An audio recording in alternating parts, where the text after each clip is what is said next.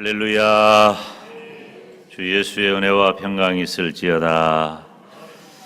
오늘 갈라디아서 37번째 범죄한 형제를 대하는 모습.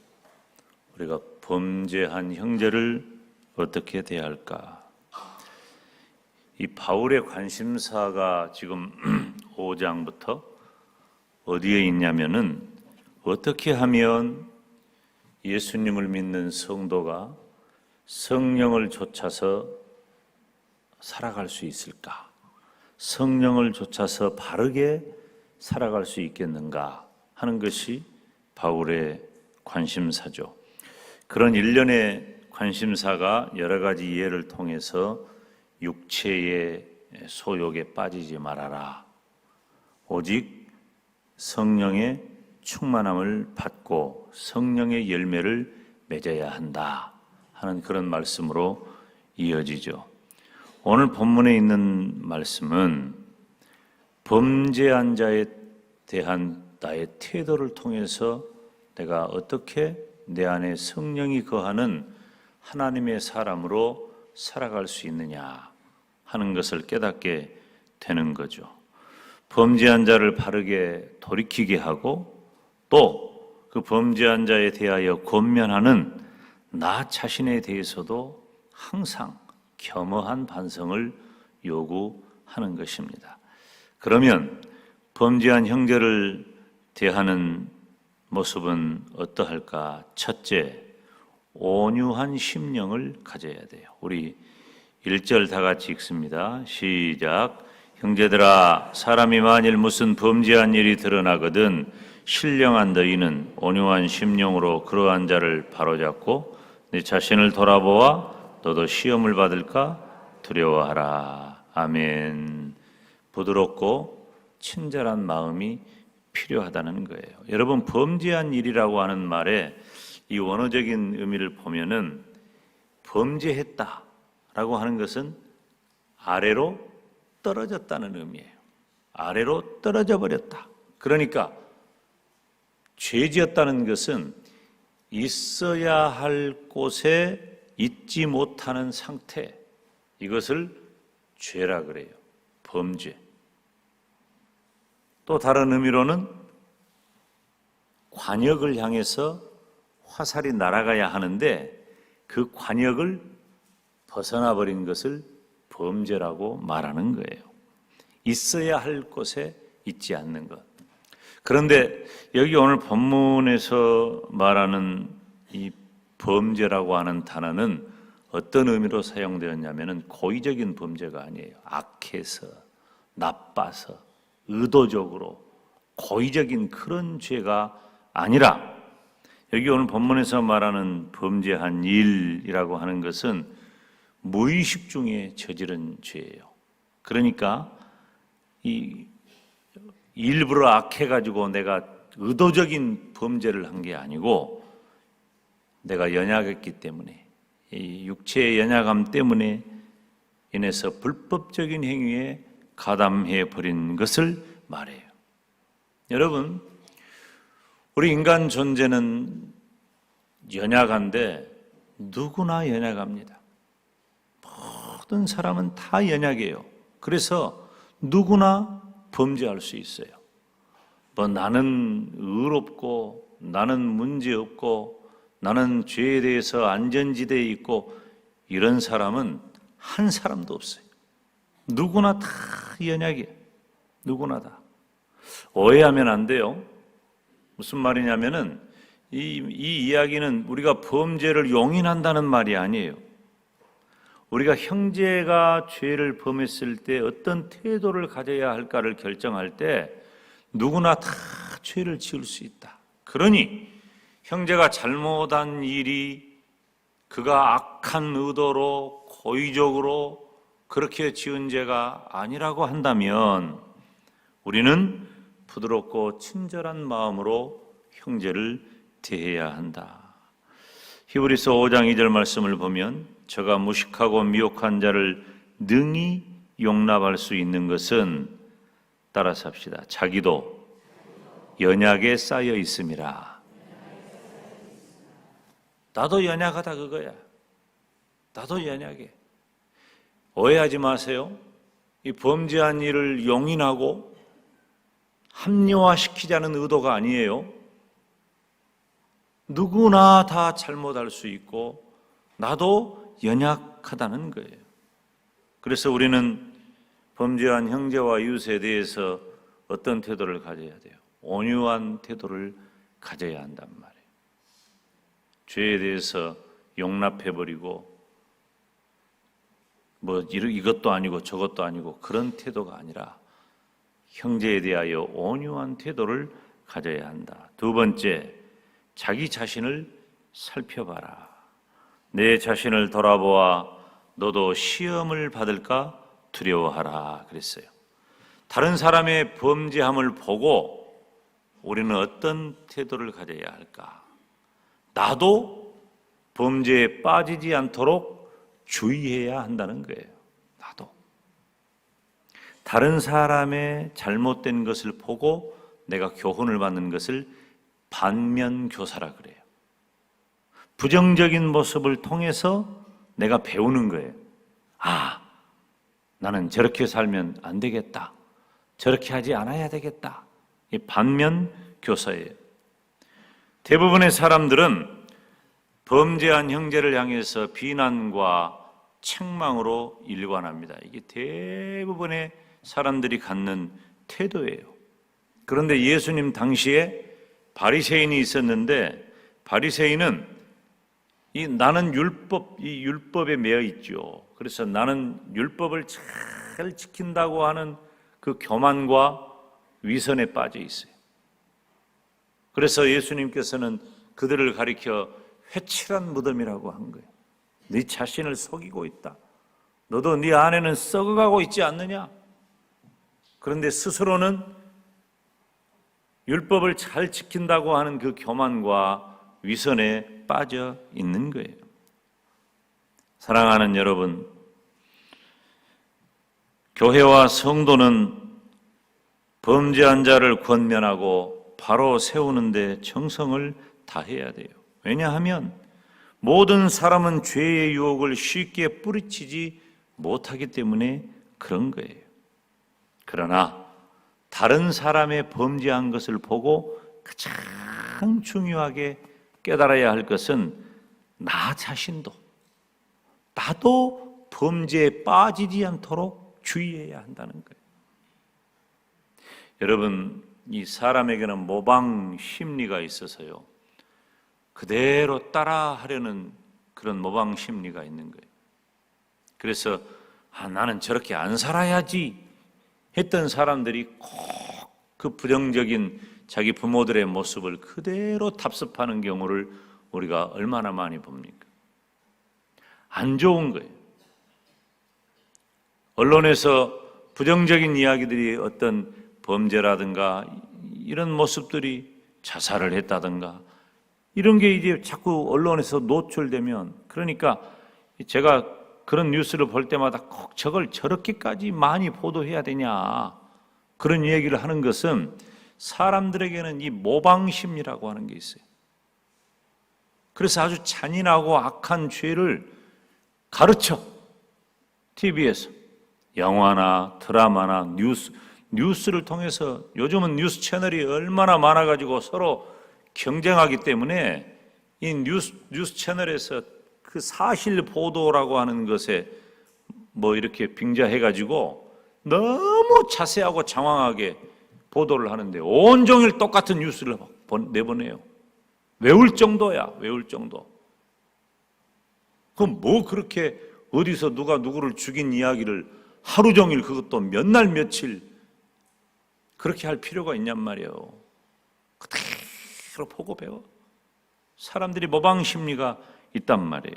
근데 우리는 범죄한 형제들을 보면서 나도 그렇게 죄에 빠질 가능성이 많구나.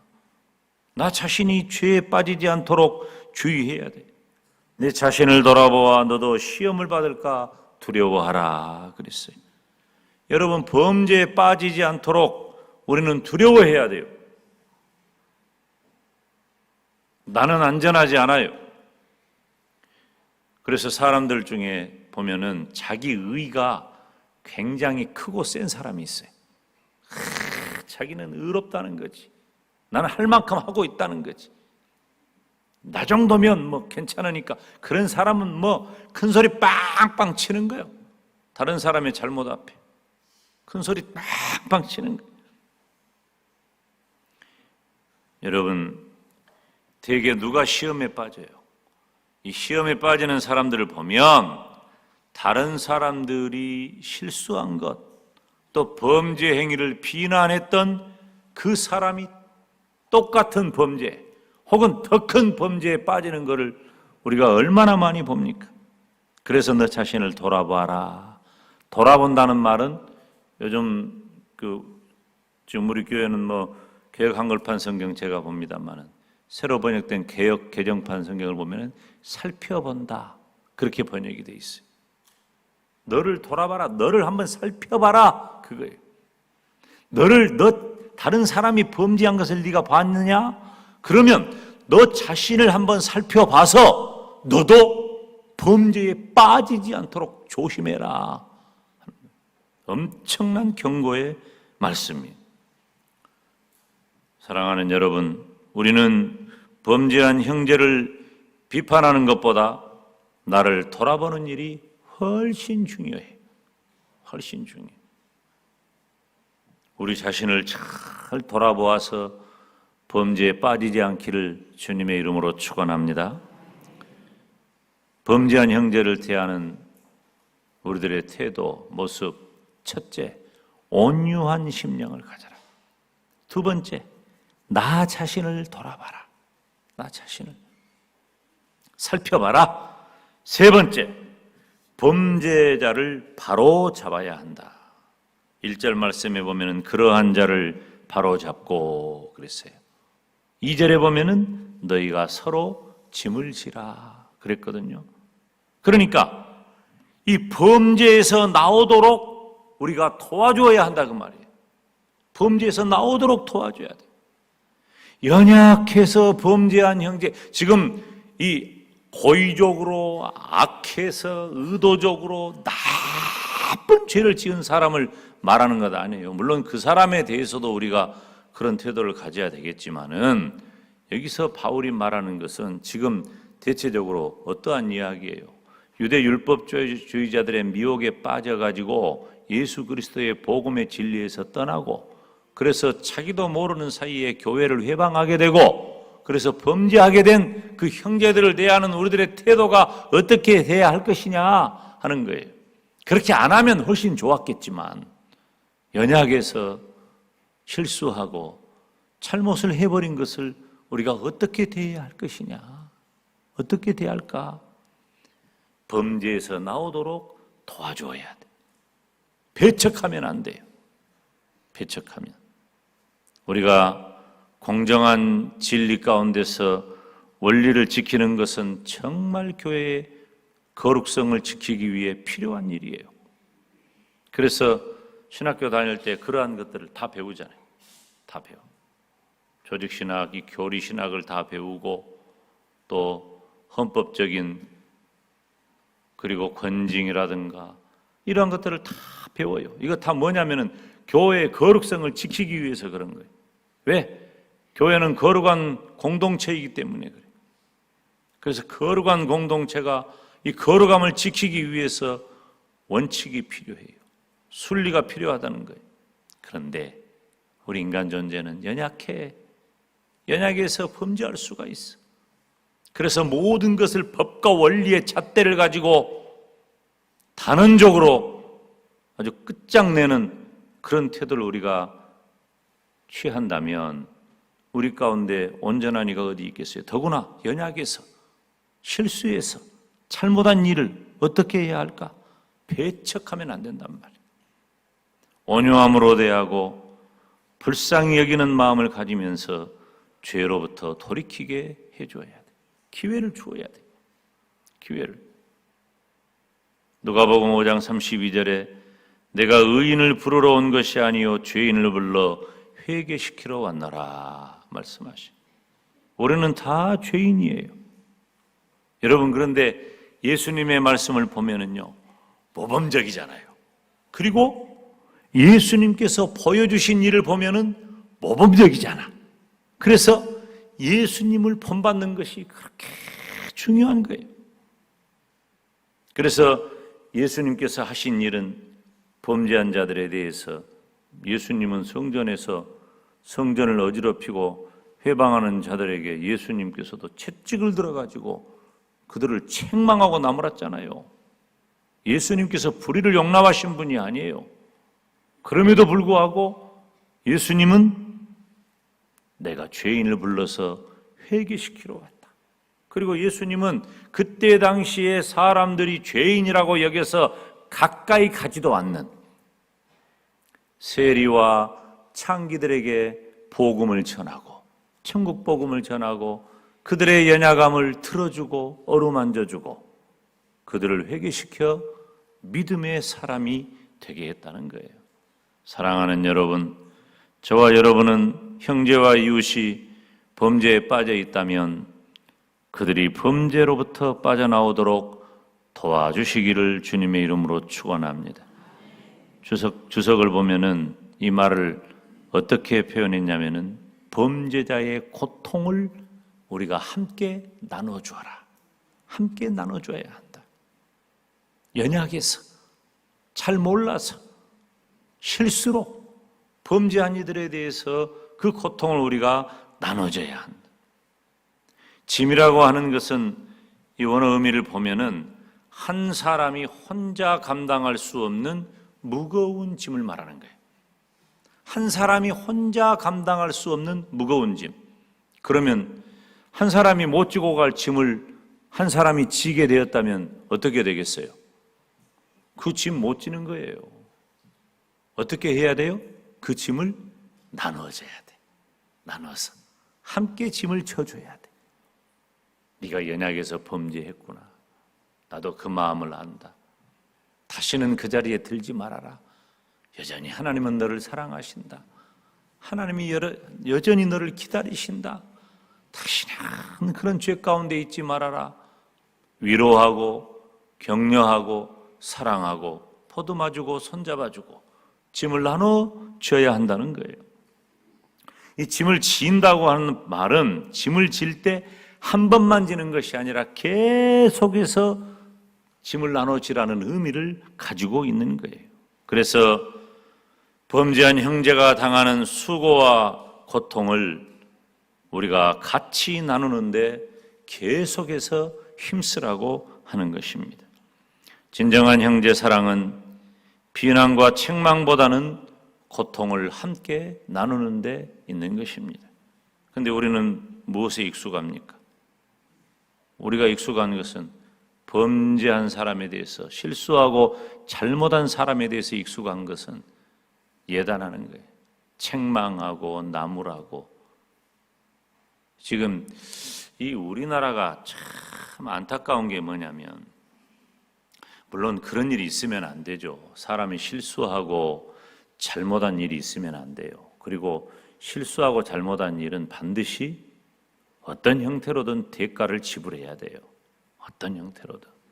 그런데 간혹 보면은 그 사람이 평생 동안 쌓아왔던 그 모든 것들을 한순간에 다 허물어버려요.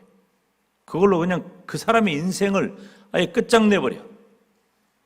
이 우리나라 이 사람들이 요즘은 아주 이 SNS라든가 이런 게 굉장히 발달해가지고 자기 의견을 표출하는데 굉장히 빠르고 그리고 쉽단 말이에요. 그러니까 어떤 일 하나만 생기면, 사건 하나만 생기면 그 사건에 대해서 전 국민이 순식간에 자기 의견을 말할 수가 있는데, 어떤 사람이 혹 잘못하고 실수한 것에 대해서 용납하지 못하고 한순간에 그 사람을 허물어버려요. 제가 그런 얘기를 간혹 해요. 저 사람을 만들려면 앞으로 저런 사람 하나를 만드는데 40년, 50년, 60년이 걸린다. 저 사람이 잘못한 건 사실이지만 회개할 기회를 주고 돌아올 기회를 주고 다시는 그 잘못하지 않고 쓰임받을 수 있는 기회를 줘야 한다. 이건 일반적인 경우에 제가 간혹 하는 얘기예요. 하물며 주님의 몸된 교회 안에서 사랑하는 형제와 이웃이 그러면 안 되지. 어떤 경우에도 범죄하면 안 돼요. 그렇지만 연약해서 잘 몰라서 실수로 그렇게 범죄하였을 때는 우리가 비난하고 책망하고 예단하는 것보다는 온유한 마음으로 대하면서 나 자신도 살펴가면서 범죄의 자리에서 빠져나올 수 있도록 위로해주고 격려해주고 손잡아주는 것이 필요하다는 거예요. 그래서 비난하고 책망하는 것보다는 고통을 함께 나누는 것이 필요하다는 것입니다. 그래서 결국은 그리스도의 법을 성취하게 되는 것입니다. 2절 말씀 보면 너희가 짐을 서로 지라 그리하여 그리스도의 법을 성취하라 그랬어요. 범죄한 형제를 사랑으로 대하고 범죄로부터 빠져나오도록 하는 것은 그리스도의 사랑의 법을 이루는 것입니다. 법은 계명, 이 법이라고 하는 여기서 말하는 이 법은 계명이나 율법보다는 예수님께서 가르쳐 주신 새로운 계명, 즉 사랑을 의미하는 것이에요. 요한복음 13장 34절 말씀을 보면 새 계명을 너희에게 주노니 서로 사랑하라. 내가 너희를 사랑한 것 같이 너희도 서로 사랑하라 말씀하시는 거예요. 사랑하는 여러분, 저는 오늘 범죄한 이들을 용납해라, 범죄한 이들을 용인해라, 죄에 대해서 무감각해라 이런 얘기가 아니에요. 우리는 하나님의 말씀에 그리고 헌법적 규칙에 정말로 단호하게 교회의 거룩성을 지키기 위해 애를 써야 돼요. 그러나 연약해서 몰라서 실수해서 우리가 잠깐 범죄하였다 한다면 우리는 그를 온유한 마음으로 대하고 그럴 때 나도 실수할 수 있구나.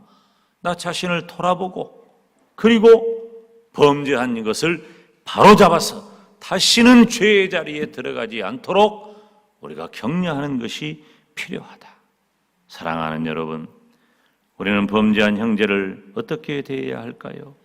나도 범죄에 빠지지 않도록 두려워하시기를 바랍니다. 섰다고 할 때 넘어질 것을 주의하시기를 바랍니다.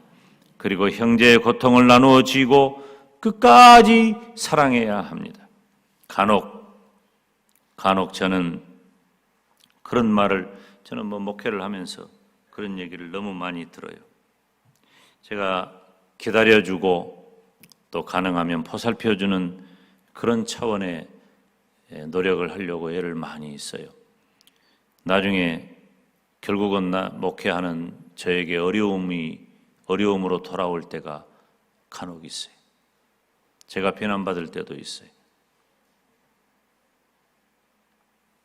그러나 근본 정신은 죄를 용인하는 데 있는 게 아니고 형제를 사랑하는 데 있는 거예요. 우리는 어떤 경우에도 형제를 사랑함으로 고통을 나눠주고 끝까지 사랑하고 죄에 빠져 있다면 범죄한 형제를 끄집어내요.